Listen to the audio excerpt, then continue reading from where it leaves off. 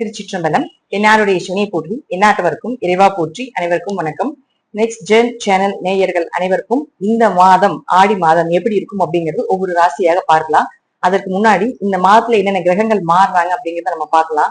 First பாத்துட்டீங்கன்னா புதன் அப்படின்னு சொல்லக்கூடியவர் இந்த மாதம் அந்நியின் போல 3 கேரக்டர் எடுக்க போறார். அதாவது 7ஆம் தேதி வரைக்கும் வக்ரகதியில, 20ஆம் தேதி வரைக்கும் வக்ரம் நிவர்த்தியாகி தன்னுடைய சொந்த வீட்டிலேயே இருக்கிறார்.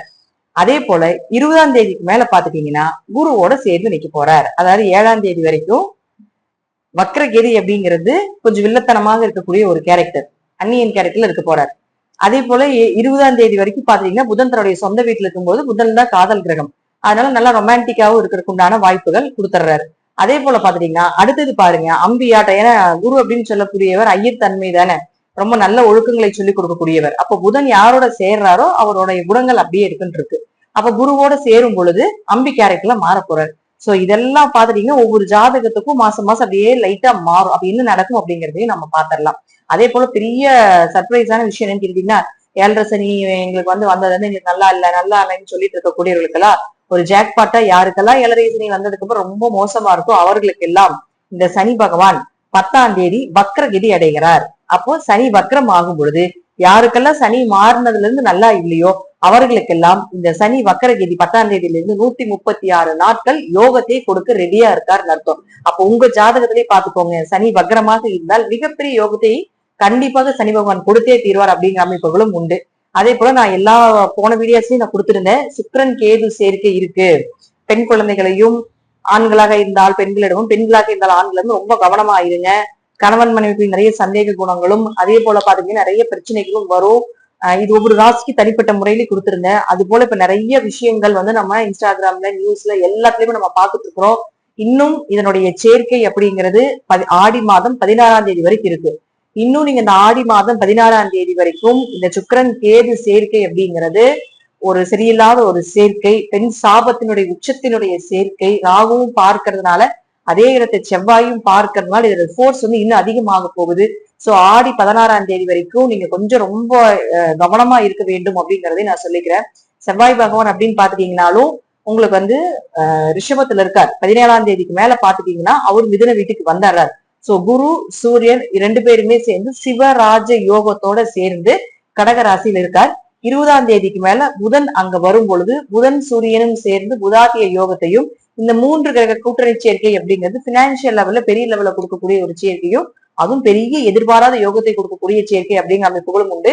இது எல்லாருக்குமே ஏதாவது ஒரு வழியில நல்லது பண்ணிட்டு தான் போகும், ஏதாவது ஒரு வழியில நல்லது பண்ணி கொடுத்ததே தீரும்.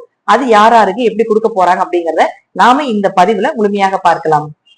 துலா ராசிக்கு உண்டான ஆடி மாத பலன்களை பத்தி பார்க்கலாம். துலா ராசியை பொறுத்த வரைக்கும் ராசி அதிபதியாக இருக்கக்கூடியவர் லாபஸ்தானத்தில் இருந்தாலும் கேதுவோட இருக்கார். அப்போ ஒரு வகையா பாத்தீங்கன்னா பணவரவு, பொருளாதாரம் நல்லா இருக்கிறது, தொழிலுக்குண்டான லாபங்கள் அதிகமாக வர்றது, திடீர் அதிர்ஷ்டங்கள், திடீர் பணவரவு. ஏன்னா அவருக்கு உங்களுக்கு 8 குடையவரும் ஆகிறாரு இல்லைங்களா, அதனால திடீர் பணவரவு, திடீர் அதிர்ஷ்டங்கள் இதெல்லாம் ஒரு பக்கம் கொடுக்கும். இயற்கையாகவே ரிஷபம் துலாம் இதெல்லாம் வந்து பெண் சாபத்தின் அமைப்பு பெற்ற ஒரு ராசிகள். அப்போ ராசி அதிபதியாக இருக்கக்கூடியவர் கேதுவோட இணைஞ்சு இப்ப அந்த சாபத்தினுடைய தொடர்புகளை கொண்டு வந்துட்டு இருக்காரு இந்த மாதத்துல. உங்க ஜாதகத்துல சுக்கிரன் ராகு, சுக்கிரன் கேது ஆல்ரெடி சொல்லி இப்ப போன பதிவுலயே சுக்கிரனுக்கு கேந்திரத்தில் திரிகோணத்துல எல்லாமே ராகு கேதுக்கள் இருக்கிறது. இதெல்லாம் பெண் சாபத்தின் அமைப்பு. இந்த ஜாதகம் உங்களுக்கு அல்லது உங்க குடும்பத்துல யாருக்காவது இருக்கு அப்படின்னா ரொம்ப கவனமாக இருக்கக்கூடிய காலகட்டங்கள். தேவையில்லாத பிரச்சனைகள் வர்றது, தேவையில்லாத மன உளைச்சல்கள் ஏற்படுறது, பெண்கள் கிட்ட ஆண்கள் கிட்ட புதிய நபர்கள் கிட்ட கொஞ்சம் கவனமாக இருந்து கொள்வது. ஏன்னா நிறைய நம்ம பார்த்துட்டு இருக்கிறோம்.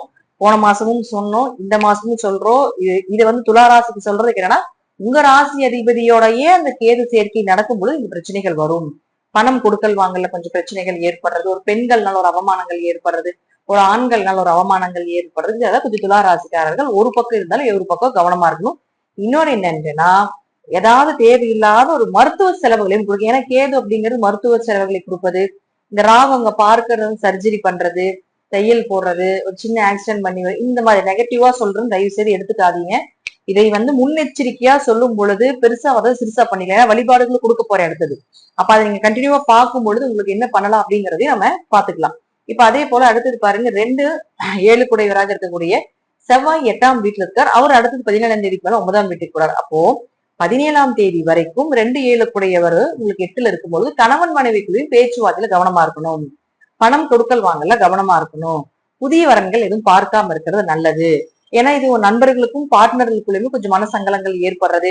இப்போ இதுல இன்னும் ரொம்ப சீக்கிரட்டா சொல்லணும் அப்படின்னா 8ஆம் இடங்கிறது திருட்டு. உங்க பார்ட்னர்ஸோட திருட்டுத்தனம் தெரியல. அல்ல இந்த நேர காலகட்டங்கள்ல உங்களுடைய பொருள் திருட்டு போகலாம். அல்லது கம்பெனிஸ்ல ஏமாத்தலாம். இப்ப பார்ட்னர் போட்டு பண்ணிட்டு இருக்கீங்க அப்படின்னா இந்த டைம்ல எல்லாமே பாத்துட்டீங்கன்னா கொஞ்சம் பணம் ஏமாத்துறது, ஏதாவது உள்ள ஏமாற்று வேலைகளை பண்றது, இதெல்லாம் நடக்கும் துளாராசிக்காரங்களுக்கு இந்த மாசம். சோ இதுல நீங்க கொஞ்சம் கவனமா இருந்துக்கணும். இது ஒரு 17ஆம் தேதிக்கு மேல. அதற்கு மேல பாத்துட்டீங்கன்னா 17ஆம் தேதிக்கு மேல பாத்துட்டீங்கன்னா முழுக்க முழுக்க 9ஆம் வீட்டுக்கு வந்துடுவார். அப்போ 9ஆம் வீட்டுக்கு வரும்போது ஓரளவுக்கு யோகத்தை கொடுப்பார். கொஞ்சம் பணம் வருது, பொருளாதாரம் நல்லா இருக்கிறது, நல்ல பலன்கள் அமைச்சு வருது. கணவன் மனைவிக்குள்ள கொஞ்சம் சண்டை சச்சரவு பிரச்சனைகள் இருந்தாலும் அதனுடைய புரிதல்கள் எல்லாம் நம்ம ஏன் இப்படி சண்டை போட்டு தெரியாம பேசிட்டோமோ.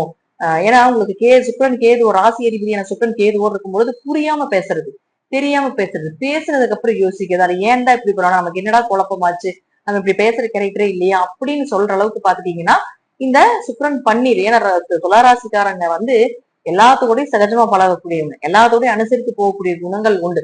ஒருத்தர் நமக்கு எதிரியே வந்தாலும் அவங்களை சிரிக்க வச்சு அவங்களுடைய தன்மைகளை நம்மளுடைய கேரக்டருக்கு தகுந்த மாதிரி மாத்தக்கூடிய தன்மைகள் எல்லாமே துளாராசிக்கு உண்டு. ஆனா அவர்களுக்கே இந்த நேரங்காலங்கள் பாத்துட்டீங்கன்னா தன்னையே அறியாம சில விஷயங்கள் கடுமையாக நடந்து கொள்ள வேண்டிய ஒரு சூழ்நிலைகளை கொடுத்துரும். சோ அதெல்லாம் உங்களுக்கு 17ஆம் தேதிக்கு மேல அனலைஸே ஆகுச்சு. நம்ம ஏன் இப்படி பண்ணணும், இது தப்பு, இந்த மாதிரி பண்ணிருக்க இந்த மாதிரி பேசியிருக்க கூடாது, இந்த மாதிரி நம்ம சந்தேகப்பட்டிருக்க கூடாது, நம்ம கணவரையோ மனைவியோ இந்த மாதிரி எல்லாம் நினைச்சிருக்க கூடாது அப்படிங்கறத ஒரு 17ஆம் தேதிக்கு மேலதான் தெரியும். இதை நான் சொல்றேன்னா இப்ப இதுக்கு முன்னாடி இருந்த உங்க மைண்ட் இவ்வளவு கன்ஃபியூசன் ஆகும், கவனமா இருந்துக்கோங்க அப்படிங்கறதுக்காக நான் சொல்றேன்.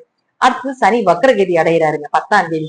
யாருக்கெல்லாம் சனி 6ல இருந்து ஒண்ணுமே பண்ணலைங்க எங்களுக்கு, ஏன்னா 6ஆம் இடம் சனிக்கு நல்ல இடம், அங்க இருந்து உங்களுக்கு எந்த நல்லதுமே பண்ணல அப்படின்னா உங்க ஜாதகத்துல சனி வக்ரமாக இருக்கலாம். அல்லது உங்க ஜாதகத்துல ஏதாவது சனி கெட்டு போயிருக்கலாம், பாவகிரக சேர்க்கையினோட வக்ரகிரக சேர்க்கையினோட இருந்திருக்கலாம்.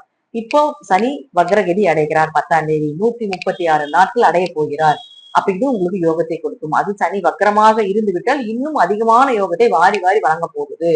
குழந்தைகள்னால கடன் அடைகிறது, குழந்தைகளுக்கு உண்டான தேவைகளை பூர்த்தி பண்றது, குடும்ப ஒற்றுமையா இருக்கிறது, அவங்க தேவைகளை பூர்த்தி பண்றதுக்குள்ளான ஒரு அமைப்பு, இது எல்லாமே சூப்பரா இருக்கக்கூடிய ஒரு காலகட்டங்களாக இருக்கும். அடுத்த பதிவுல சனி வக்ர பயிற்சி பலன்களும் கொடுக்குற, அதையும் பார்க்கும்போது உங்களுக்கு முழுமையாக புரியும் சனி என்ன பண்ணுவார் அப்படின்னு சொல்லிட்டு.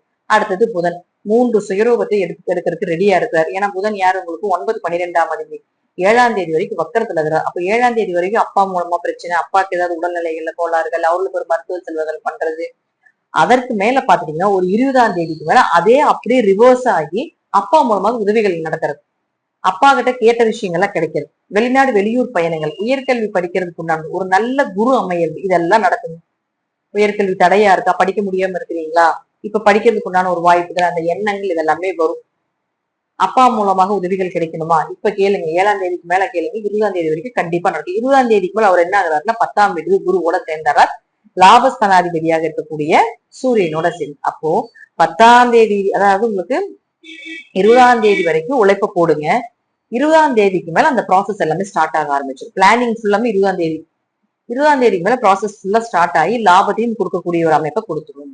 அப்போ ஆடி மாதம் ஒரு 15ஆம் தேதி வரைக்கும் 10ஆம் தேதி வரைக்கும் தான் கொஞ்சம் நேரங்காலங்கள் கொஞ்சம் சரியில்லை. அது குறிப்பிட்டு 16ஆம் தேதி வரைக்கும் அக்யூரேட்டா எடுத்துக்கோங்களேன். அதுக்கப்புறம் பாத்துட்டீங்கன்னா டைமிங் மாறுது, நிலைமை மாறுது, மனோநிலை மாறும்.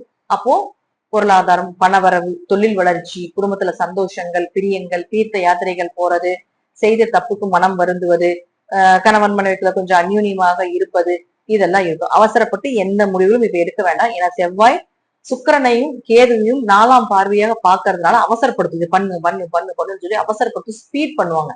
இதெல்லாம் கொஞ்சம் ஸ்லோ பண்ணிக்கோங்க இந்த மாசம் 16ஆம் தேதி வரைக்கும். அதற்கு மேல பாத்துட்டு ஒரு செழிப்பை கொடுக்கறதுக்கு உண்டான ஒரு அமைப்பு இருக்கு. சரி, இதெல்லாம் ஒரு பக்கம் இருந்தாலும் என்ன வழிபாடுகள் பண்ணலாம், இந்த மாதிரி பிரச்சனைகள் வருது, தப்பிக்கிறதுக்கு என்ன பண்ணலாம் அப்படின்னு பார்க்கும் பொழுது, இந்த மாதம் நீங்க கண்டிப்பாக வழிபட வேண்டிய தெய்வம் அப்படின்னு பாத்தீங்கன்னா துர்கை தான், அல்லது வாராகி.